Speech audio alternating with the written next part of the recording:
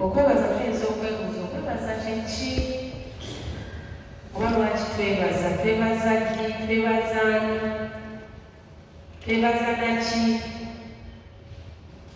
naye nga mu byonna okwebaza okwebaza nalabye nga ke kabonero akalagibwa okulaga okusiima kw'omuntu. Kama yebazibwe.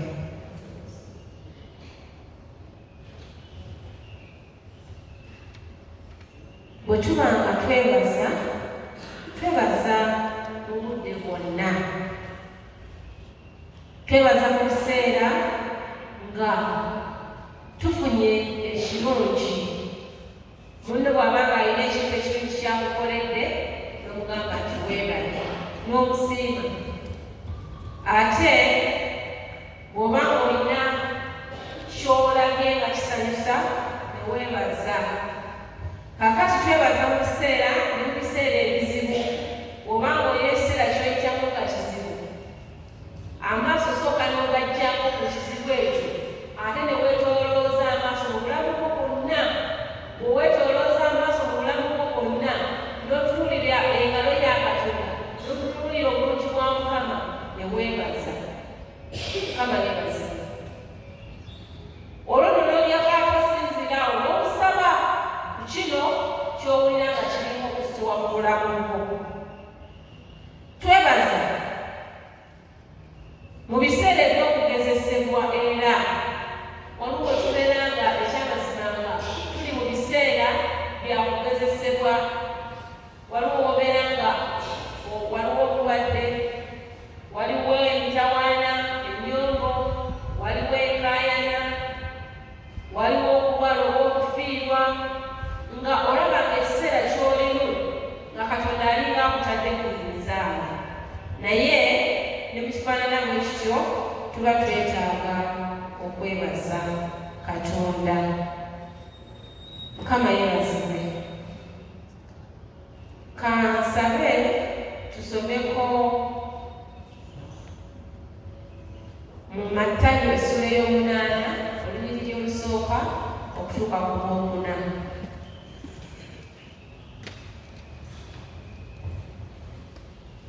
Matayo 8 olusooka okutuuka ku lwokuna wagambako wati kansome. Bwe yava ku lusozi ebibiina bingi ne bimugoberera, kale laba omugenge n'amusemberera n'amusinza n'agamba nti, Mukama wange, bw'oyagala oyinza okunnongoosa. N'akola omukono n'amukwatako ng'agamba nti, njagala longooka. Amangu ago ebigenge bye ne birongooka. Yesu n'amugamba nti, laba tobuulirako muntu, naye ddayo weerage eri kabona omutwalire ekitone Musa kye yalagira kibeere omujulirwa gye bali. Bw'aba nga Katonda atukoledde ng'alina by'atuggyeemu, ng'alina by'atuwonyezza, Yesu yatugamba nti tekitwetaagisa nnyo okutegeeza bantu.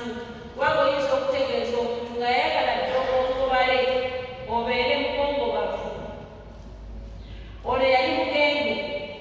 Oba oyinza okutegeeza abantu naye nga bo kye basanyukiramu kyekyo okukaaba n'okuluma obugigi. Naye yagamba nti genda weerage kabona otwale n'ekitone eky'okwebaza, ekyo kinaabeera omujulirwa ekyeru Katonda byakoze. Kama yeebazibwe. Ekitegeeza nti okwebaza kyetaagisa nnyo okwebaza mu maaso ga Mukama nga tetunaba na kwitegereza balala. Bwe tumala okwebaza mu maaso ga Mukama, olwo nno ebyo ne biryoka byogera eri abantu abalala. Abawandiisi ba Zabbuli bangi baawandika ku kigambo eky'okwebaza okusinziira mu mbeera ez'enjawulo ze baatambuliramu nga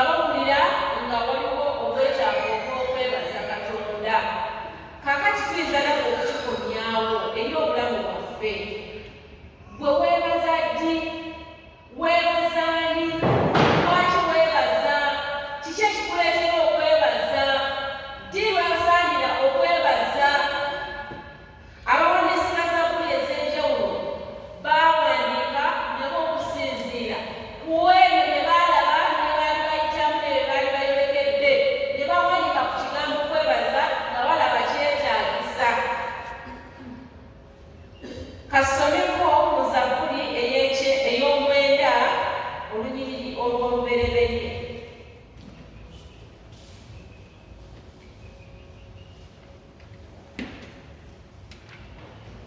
Zaburi ey'okwenda olunyiriri olw'olubereberye agamba kineebaza Mukama n'omutima gwange gwonna, nayolesanga ebikolwa byo eby'ekitabo byonna. Omuwandiisi wa Zaburi eyo mu bigambo bino yali alaba obulungi bwa Mukama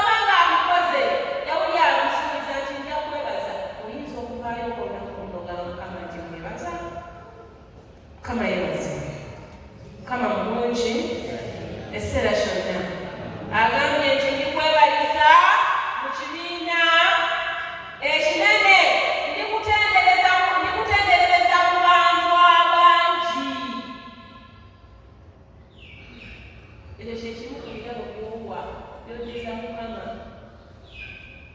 Haleluya. N'abalala ne balyoka bategeera obukulu bwani bwa Mukama. Haleluya. Okwebaza Katonda kyanjawulo, kya nsusso, kyanjawulo, kya muwendo abooluganda.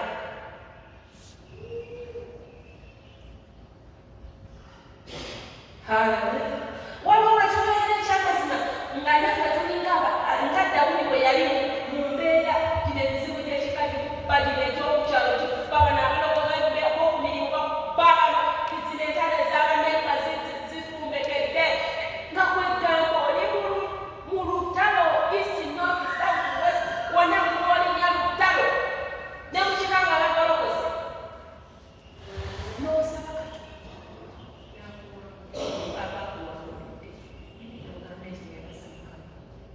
Haleluya.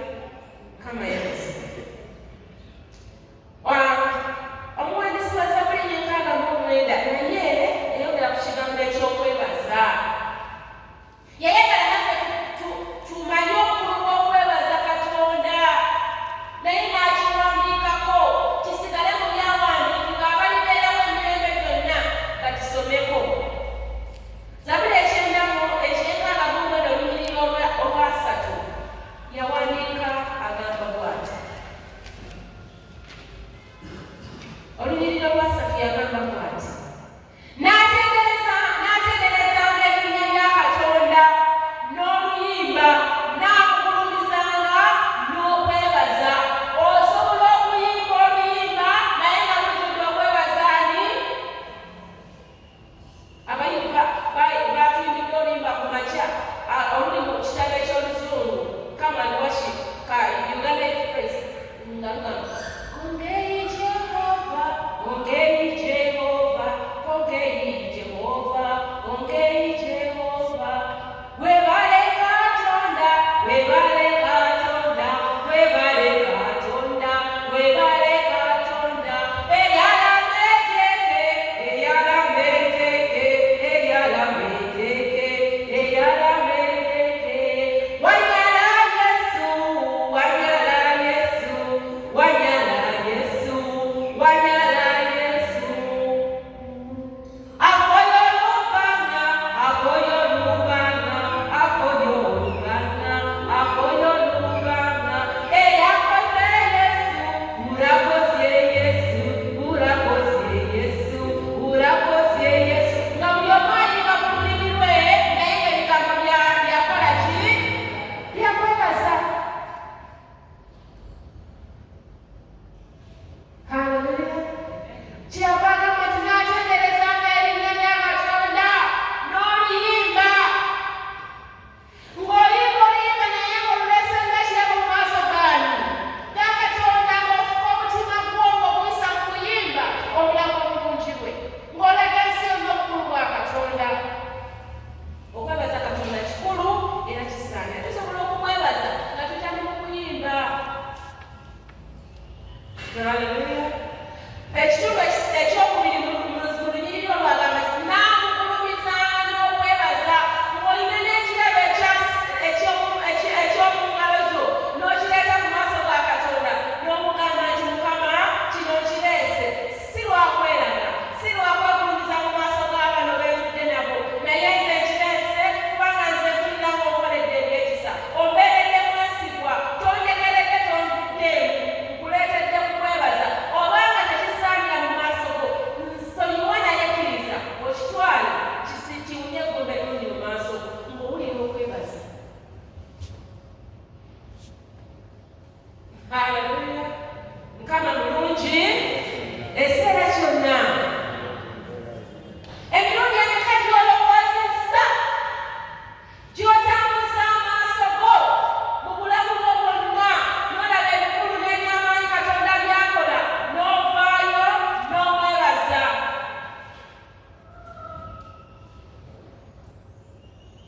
Ebintu bya Katonda oluusi tubitwala nga bwe bityo biteekwa okuba. When I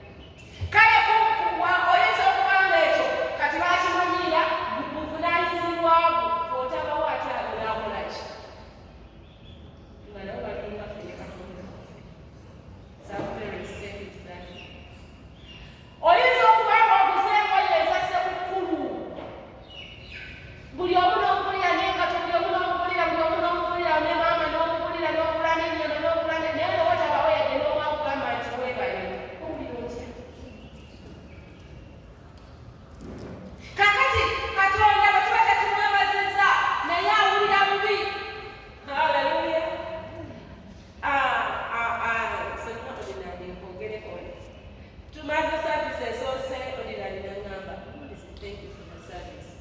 Kakati mbadde nkyayogera n'omukebezi nanseka mupolisi ngamba gwe nemugamba olabe Katonda bwakiwulira ng'atukoledde ekirungi n'atuwa akalungi nga tufubye n'abaako gaatuddiza ne tutamufaako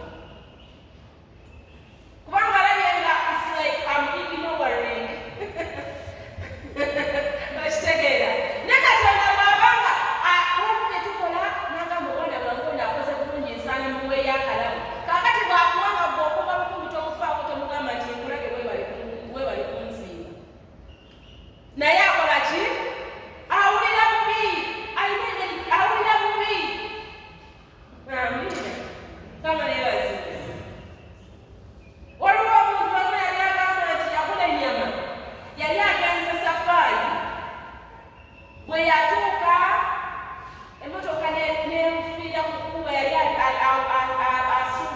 aleeta byamaguzi aleeta byamaguzi mu katale emmotoka negenda nefiira ku kkubo n'atawaana emmotoka yali kuno ku kkanja nekafiira ku kkubo nekagalangata n'alese makanika akoze ki n'amala mu kkubo omwo n'okutunda ebintu n'amalawo wiiki namba omuntu eyatwalanga abadde amuleeta n'abikuza mu katale n'addayo n'aleeta ebirala yamala wiiki namba bwe yaddayo yasanga omukyala ali ku muliraano ng'anyumyako ne bakazi banne omukyala n'asigalayo olwo n'akyama n'apaakinga n'ayingira n'asitula ebintu n'ayingira nabyo akoze ennyama akoze amata sukaali migaati n'esafuuni n'ebirala omukyala yayingira emboozi ennaku yonna we yaggwayo n'alyoka asituka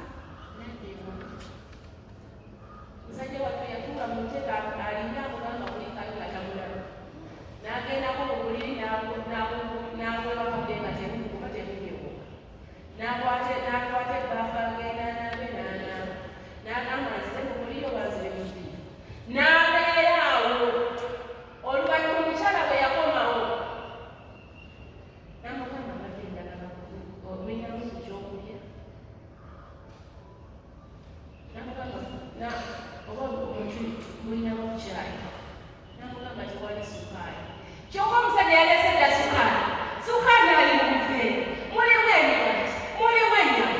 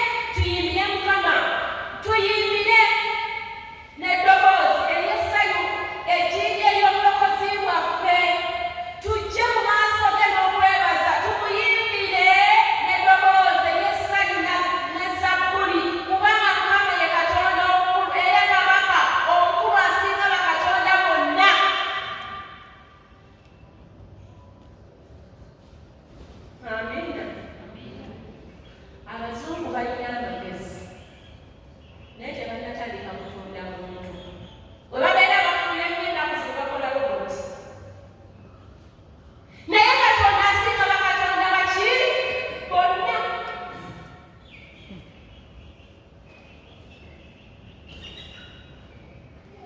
Kati omuwandiisi wa Zabbuli agamba nti mujje tumuyimbire, tuleete n'okwebaza, tumuyimbire n'ezi Zabbuli kubanga ye Katonda omukulu asinga bakatonda bonna.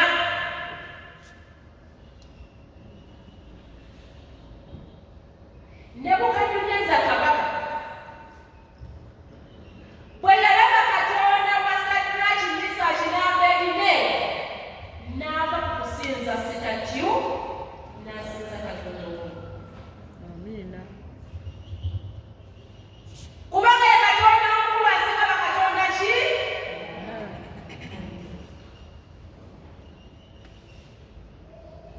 Owooluganda twetaaga okubaguka. Let us wake up. Tugolokoke. Twebaze ani? Katonda.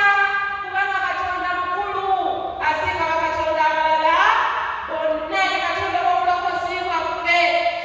Ayongerako katusomeko ku Zabbuli y'ekikumi olunyiriri olwokutaano. Zabbuli y'ekikumi olunyiriri olwokutaano agamba nti kubanga Mukama mulungi, okusaasira kwe kwa lubeerera, n'obwesigwa bwe bwa mirembe gyonna. Kubanga Mukama muki mulungi, okusaasira kwe kwa lubeerera. Katonda tawummulamu mu kutusaasira. Katonda tawummulamu mu kukola ki? Mu kutusaasira. Omuzadde ayinza kubeera mumeezi na mwana gw'azaala, omwana n'abeera n'eddalu, omwana n'amutwala ku ssomero, ye mwana abuuka geeti, ye mwana avuma abasomesa, omuzadde atuuka n'agamba nze omwana namuvaako. Mukole kyonna kye mwagala, agende ensi ye erimanya, yalimanya n'ensi ye. Ekyo omuzadde akituukamu. Naye Katonda awo tatuukawo. Katonda abeera wamu naffe. Njagala nkutegeeze, singa okebera mu kutasaanirako n'effujjo ly'olina mu maaso ga Katonda wo, Katonda wali osaanira kugobebwa mu maaso ge. Naye okusaasira kwe kwa lubeerera, n'obwesigwa bwe bwa mirembe gyonna. Haleluya. Era bw'obanga uffe wano nga waliwo eyeerowooza nga talina kyakunenyezebwa, yeerimba yekka na yekka kubanga Katonda amanyi ebyama by'obulamu bwo. Omwami wayinza obutabimanya, omukyala wayinza obutabimanya, omwana wayinza obutabimanya, omuzadde wayinza obutabimanya. Waliwo bye twekisiza ne twesigaliza ng'ako kakoze nga kaku. Naye Katonda toli mukisa, naye newankubadde nga toli mukisa, okusaasira kubeerawo kyoti.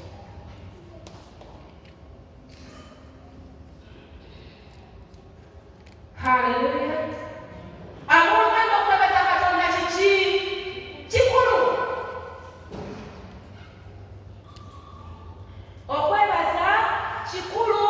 Era bw'obeera n'abantu nga bw'eneba okulemera okuva ku Monday paka n'obaliisa n'obanywesa n'obakusoosera school fees n'obakolera ki nga tebeebaza, kikuma. Simanyi oba wali weekebedde. Ekyamazima njagala mutegeeze abooluganda nti abantu bangi, nze nalabako abantu bano, nalabako ku muntu eyazaalibwa nga talina kaviiri konna. Abantu gye bali nga talina kaviiri ku mutwe gwe, era ng'omutwe okufaanana bwe guti. Abakazi n'abasajja. Naye oyinza gwe simanyi wali ofisizaawo mukadde wakiri n'ogamba Mukama nti nkwebaza ku lw'enviiri ze nnina ku mutwe, ebirala byonna bina bigaanyi. Haleluya.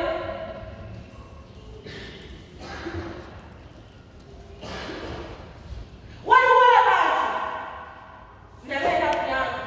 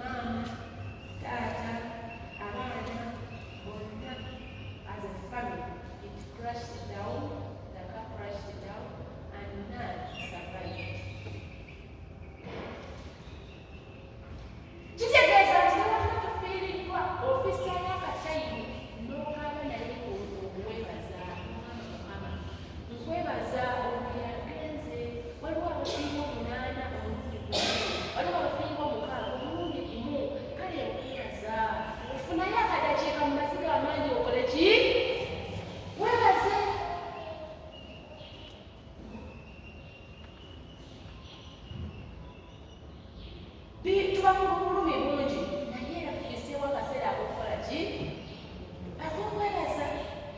Banyumiza omukyala famire emu balina bazaala abaana baabwe basatu, omuwala n'omulenzi, omuwala omu n'abalenzi babiri.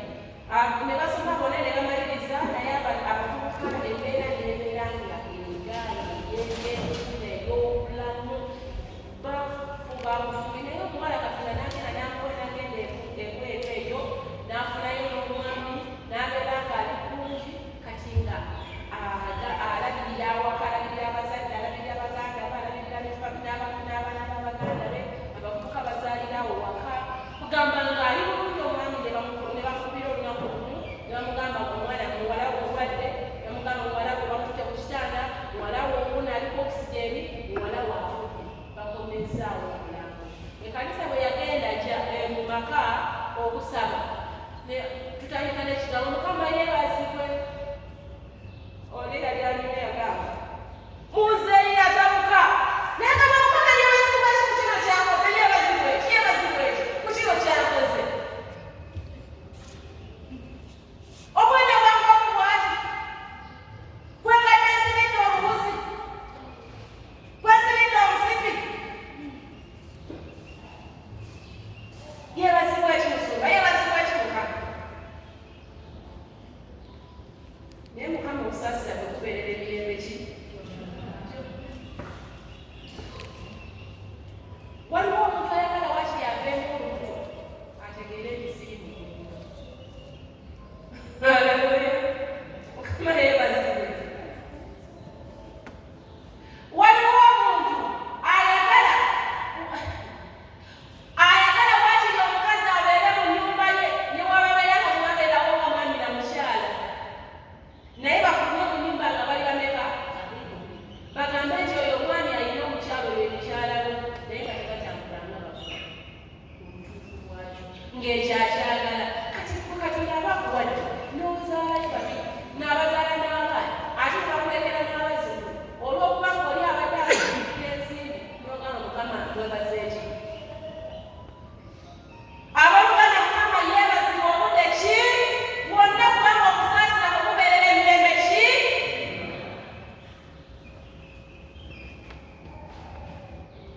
Buuza ku muliraanwawo nti Mukama ddala yeebazibwe oba nedda.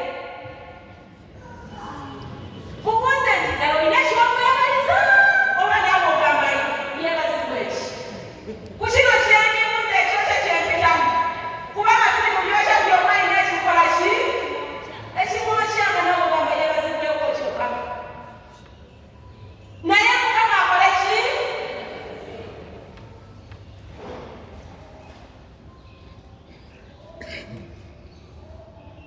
Haleluya! Mukama mulungi ekiseera kyonna.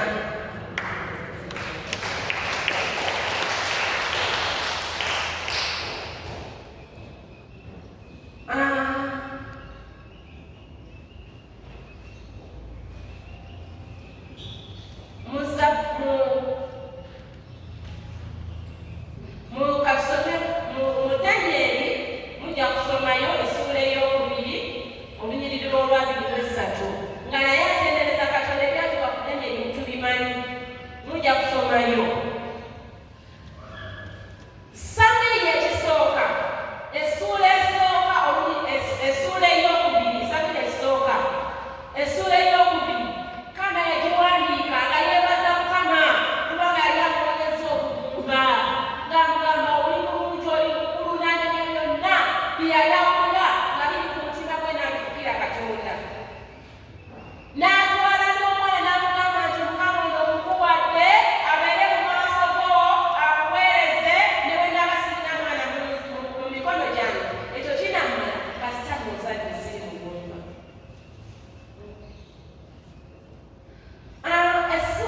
Tuyinza okusomako mu Ebefeso essula 5:18, Ephesians 5.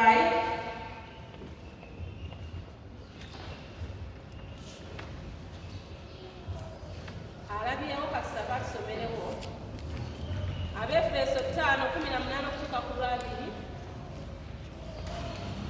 5:18 kansome.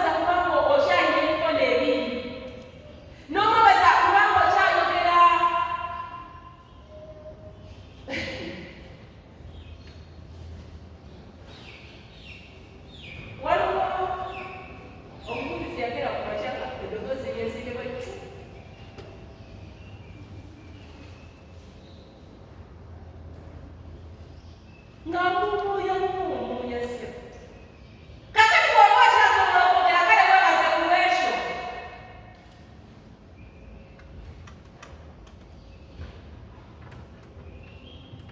Omusajja omulooza namubagamba omusajja agenda kukola nga mulamu n'akomawo okukola n'ayingira takisi amaaso gazibira mu takisi agenda okulaba akanula talaba kizikiza n'abuganda bannange munyamba amaaso ganzigere okutuuka mu kifo bwe muti bwekiti mumuzijja mu takisi omuzira kisakwate ku mukono antwala awaka okwafaanako batoyita nekooti ne bakola bwe batyo ne bamutuusa awaka n'abeera awaka olunaku lumu omukyala n'amujjanjaba n'akola byonna ne bagenda abafamire abamikwana abaaki omukyala agenda okulaba omwami bwe yeesibyeko tazibula talaba n'agamba se onansonyiwe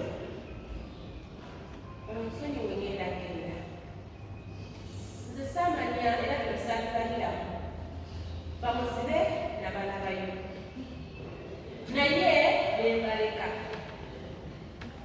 era n'olw'ensonga eyo sijja kusobola kubeera namuzibe kubanga sigulina kufumbirwa era semulenzi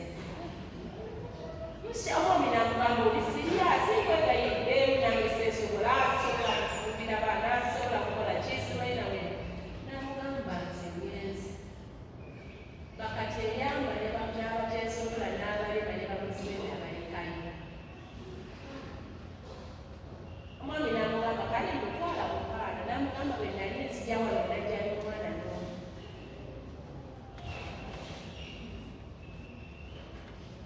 omukyala sebanazambula n'agenda n'abaana kubanga teyagera muki n'amubuuza obanga kuliko alina erinnya ly'ekika kyaffe kale n'agenda naye tufunga tekuli alina linnya lya kika kye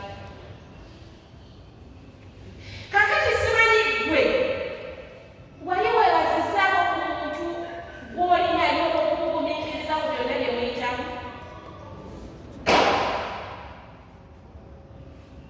obeera mukazi ku mulimu you are not perfect naye n'ogumiikirizibwa n'obeera awaka w'obeera naye nga toli perfect n'obeera ku miriraano era nga toli perfect naye ng'abantu bakugumiikiriza ne mubeerawo kwetambula webaze katonda wakiri ku lwekyo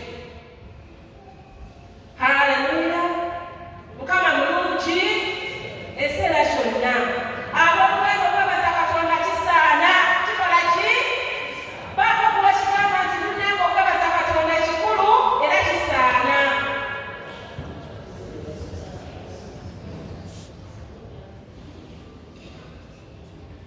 amiina abafiripi 4:7 abafiripi essula 4:7 lugamba bwe luti temweraliikiririranga kigambo kyonna naye mu kigambo kyonna mukusabanga n'okwegayiriranga awamu n'okwebazanga bye mwagala bitegeezebwenga eri katonda musabe naye n'okwebazanga ate era musabe naye nga mutaddemu n'okukola ki katonda bwakukolera era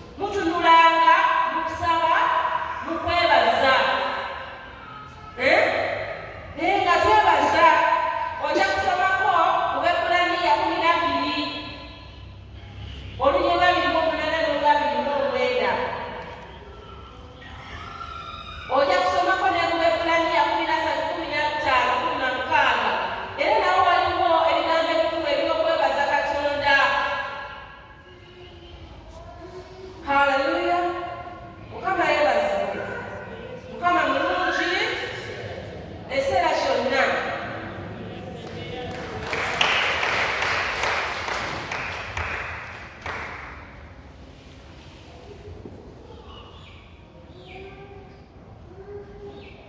katumalirize ndowooza ne yes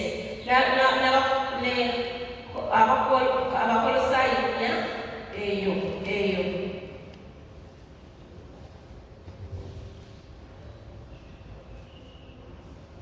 Abakolosaayi 4:2 nti kubanga mumanyi ebiragiro bwe biri bye twabalagira ku bwa Mukama waffe Yesu.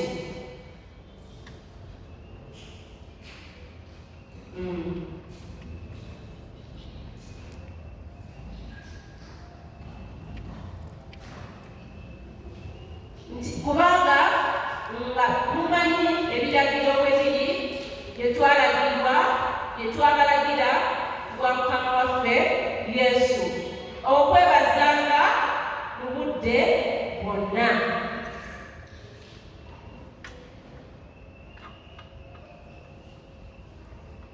Katumalirize Abaebbulaniya 12.